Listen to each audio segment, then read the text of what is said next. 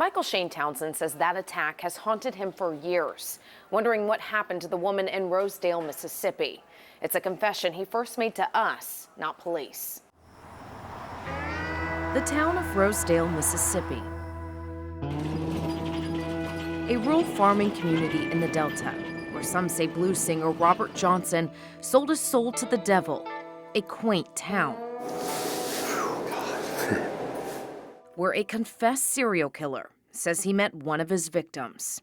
That killer, Michael Shane Townsend, told us what happened during an interview inside the Florida prison he's locked up in. I was on coke real bad, and so I just started going around. He says he passed through Rosedale after he killed 2 women in Memphis in the winter of 1993.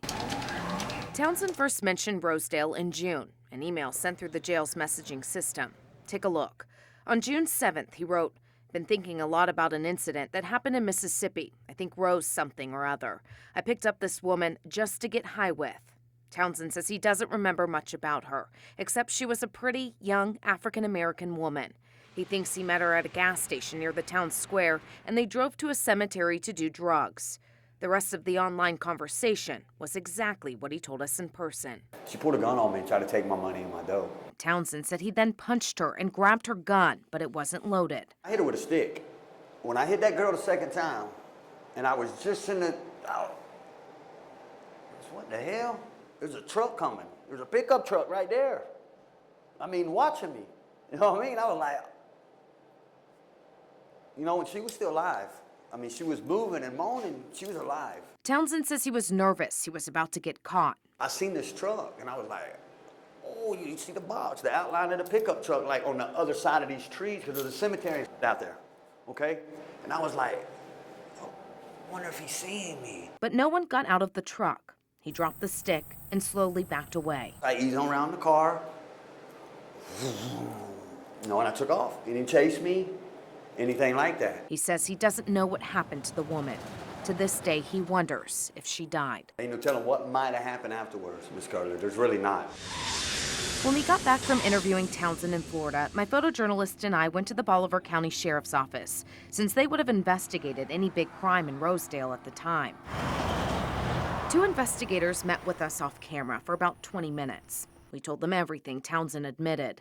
They said there was a murder in Rosedale around the same time that remains unsolved. They wouldn't give us any details other than the victim's name, Patrice Horsley. I just heard that she was found in the cemetery dead. People in Rosedale say her murder is still talked about nearly 25 years later. Devastation and rumors, you know what I'm saying? When stuff happens, it just, especially when you don't have no witness or nothing like that, it just, how you're wondering, will it happen to me or will it happen to my daughter? Through our own research, we were finally able to find someone close to this case.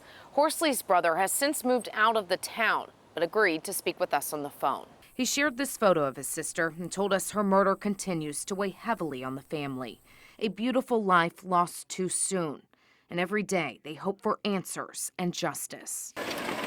Horsley's brother also agreed to send us the police and autopsy reports to see if they matched Townsend's confession. And let me tell you, they're strikingly similar. Horsley's brother says she went missing in December of 1993, the same time Townsend was allegedly in the area. Deputies found her body on January 14, 1994, in a cemetery next to the Mississippi levee.